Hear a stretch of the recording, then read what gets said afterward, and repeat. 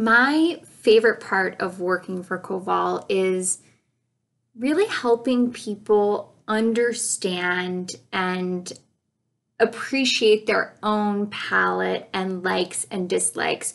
So often, especially for women, I find that, it can be very intimidating, the world of whiskey or high-end spirits.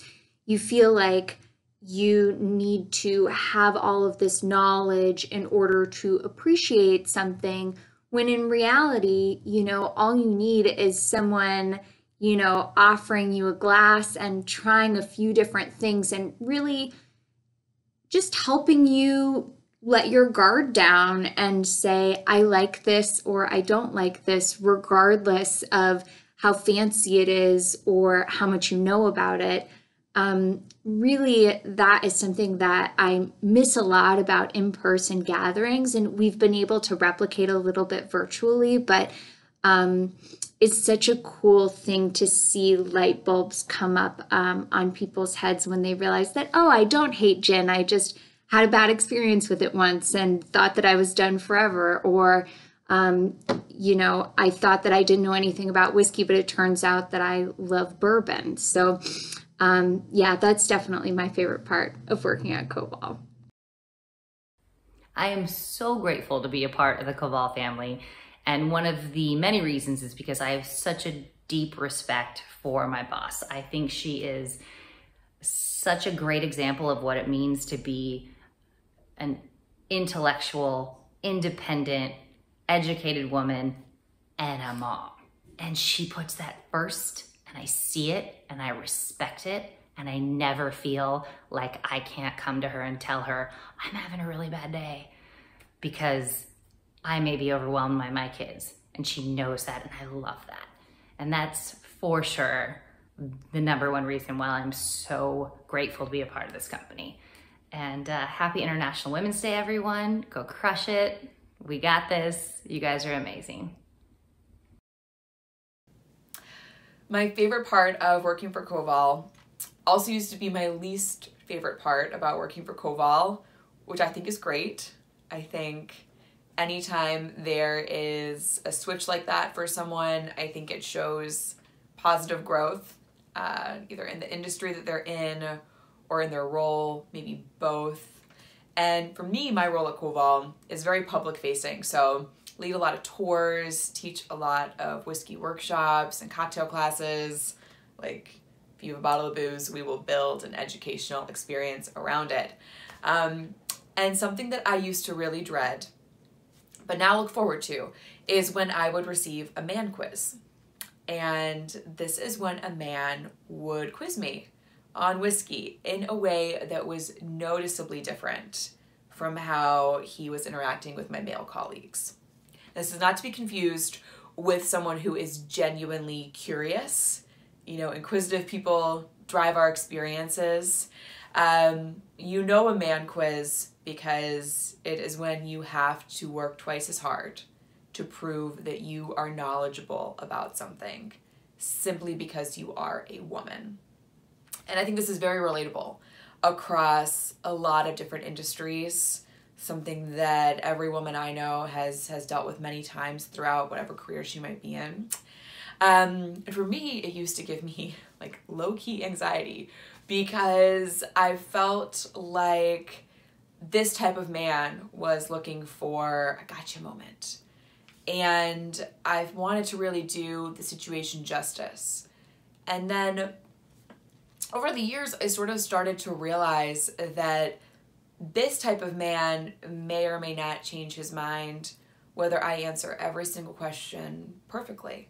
And it can't be my responsibility or my job to prove myself to a man.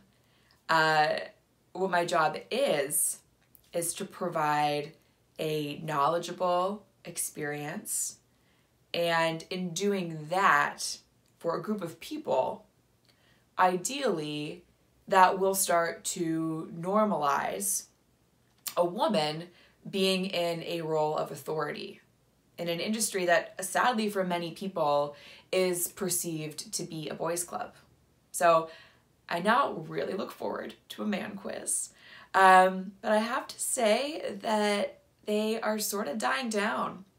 Don't really get many man quizzes anymore. And I think that that's yet another really positive sign of the industry growing. And I think it's also a testament to Koval being a place that from the top down has incredible female leadership. So constantly it's just normalizing and sort of asserting this idea that women are going to be really knowledgeable about this. So get used to it. For the past 5 years, I have had the privilege to grow in the liquor industry alongside two of the most influential members in the craft spirits world. I was given the opportunity to start working at Koval as a taster or sampler, and then move to covering account visits, distributor relations, and management. During my employment at Koval, I was the first woman, aside from our founder Sonat, to become pregnant. This news internally was celebrated. However, the news and physical changes that occurred to my body over my pregnancy were not as well received by others in the industry. I was ridiculed at tastings while sampling products, blatantly made fun of, degraded. I heard things such as, "Your husband lets you do this? I hope you're not sampling on the job." Even after I gave birth, I received comments such as, "Wow, I didn't recognize you. You look so different without that belly." My breast milk was even referred to as chalchata, and I was expected to play along. In working for Koval, I have been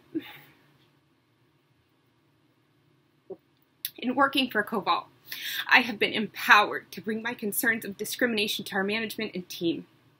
I can place a quick call to Sonat, and numerous suggestions from her are brought to the table. She has offered to write emails to presidents of distribution houses informing them of their employees' behavior.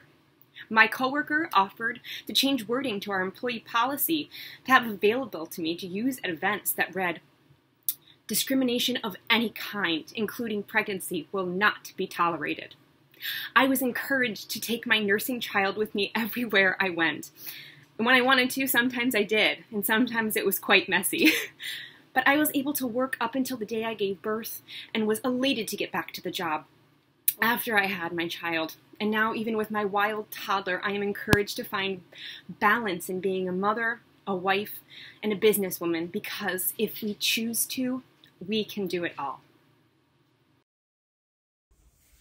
Hi, my name is Sonat Birnecker Hart, and I am the president and owner of Koval Distillery in Chicago.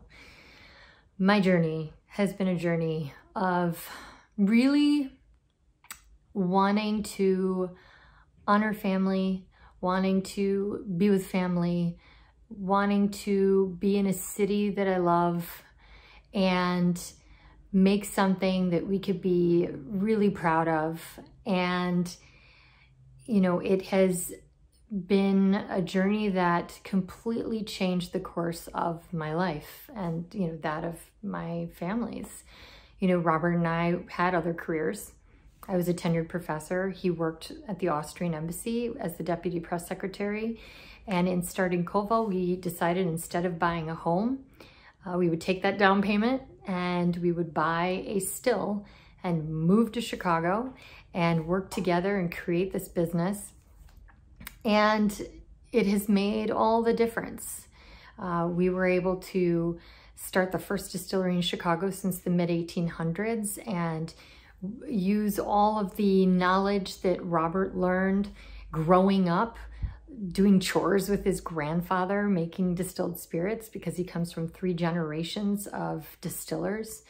And we were able to, you know, really make something in the city we love that has on every single bottle distilled in Chicago, very proudly displayed. And we've grown from just ourselves and one child in a pack and play to now 2 almost teenagers. And, you know, our products are available not just here, but all over the world in about 55 export markets. And we've done that. It's been a lot of hard work, but it's been truly a joy. And I think the reason why is because all of this really was a labor of love. It was not just wanting to create a brand. It was about wanting to do things that really spoke to our hearts. And that's true in the name of the company itself. I mean, the name Koval comes from a nickname given to my great-grandfather when he left Austria at the turn of the century to come and start a business in Chicago. His family thought that that was such a radical thing to do that they gave him the nickname Koval, which in many Eastern European languages means schmied or blacksmith. But in Yiddish, it means somebody who, like a blacksmith, forges ahead or does something new or out of the ordinary. And it also happened to be, you know, Robert's grandfather's family name, which is Schmid, which is basically Koval in German, so Schmid. And so we were able to have the name of the company honor both sides of the family. In having the company, we've been able to work with family. I mean, my sister, through her company, Dando Projects, she's designed our labels, has done our branding, and that has been an incredible experience to be able to work with my sister and work with my husband and work with my family in so many ways. I mean, it's been really beautiful. But also, you know, we think of all the people that helped us get to this moment. I mean, I think of my great-grandmother who always wanted a factory, and yet she spent her days probably 20 hours a day sewing, just as much as she could so that she could put her family through college. And it's wonderful to finally, you know, achieve a different generation's dreams and have them be your own as well, which is a really unique experience. And I feel that, you know, also with Koval, as a woman and as a mother, I've been able to do so many things that wouldn't have been possible otherwise. I mean, I've been able, because I write the own rules. I mean, they're my rules. It's my business. So in the sense, you know, I was able to nurse on demand. I was able to be with my children the whole time. And, you know, we homeschool, so the kids were always there. And sometimes that created circumstances that in the business world might have been frowned upon, but I've actually found that they've been helpful in a way that I would have never imagined. So for example, if I was speaking to a distributor on the phone and one of my kids needed a juice box or something, it would open up a conversation that was very personal that would have never been possible. So all of a sudden this distributor say, oh, you're with your kids? Oh, I have kids. How old are your kids? And all of a sudden it creates this very personal rapport that is very helpful in business. So it's been a really interesting journey as a woman and a mother, you know, running a business. And I also feel that because the business that we entered had so many antiquated laws, very early on, you know, I set out to change them. And, you know, going to Springfield and, you know, pleading for my bill and actually ultimately getting it passed with the help of a, you know, woman senator, it was really amazing to recognize how wonderful an experience that was, and how in so many places in the world that would have never been possible, not even today. And so, you know, I don't take any of this for granted. And I know that a lot of people like to say, well, the liquor industry is male dominated. And I will say, you know, there are two things that I say to that. You know, the first one is that any hardships, you know, that might be alluded to in that kind of a comment, I think apply to any industry. And, you know, I was in academia before, and I was a tenured professor. And, you know, even when I reached the highest I could reach in that field, where I was a named chair of a department at one of Europe's best universities, I still experienced all sorts of little comments and things that, you know, were inappropriate that I think a woman will experience in any industry, really. So I don't think that, you know, those types of issues are specific to liquor. And in fact, I like to say, and the other side of this is that women have always been a part of the liquor industry. In fact, the first still ever made was made by a woman in ancient Egypt. So women have always been a part of this. They've always brewed, they've always distilled, and in fact, many times in history, it was considered women's work. So the fact that it's considered male-dominated today is really just the cultural perspective of our time, but doesn't necessarily reflect the reality, especially since in being in this business, I have come across a lot of women who are very powerful in this industry, whether as, you know, makers or as, you know, distributors, brokers, advertisers, you know, the whole spectrum in this industry.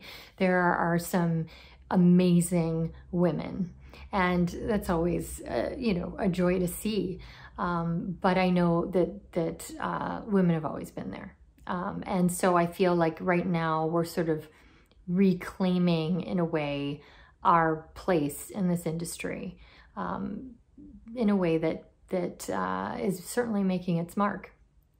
And aside from that, I feel that, you know, what has also been wonderful about this journey is that, you know, we've been able to do things and bring our values into it.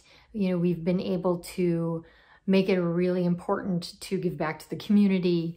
We've made it, you know, important to make products with real integrity. You know, all of these things have been, you know, elemental for us and have, you know, made it also a joy. And not just that, but the people who are involved in this with us have been incredible. And there's a lot to be said for, you know, the team. And, you know, we have amazing women at Koval, and we have amazing men at Koval. We have amazing people at Koval. So that has been a part of the journey that has made it also incredibly special. And, you know, makes us want to do it every day. So cheers and cheers again.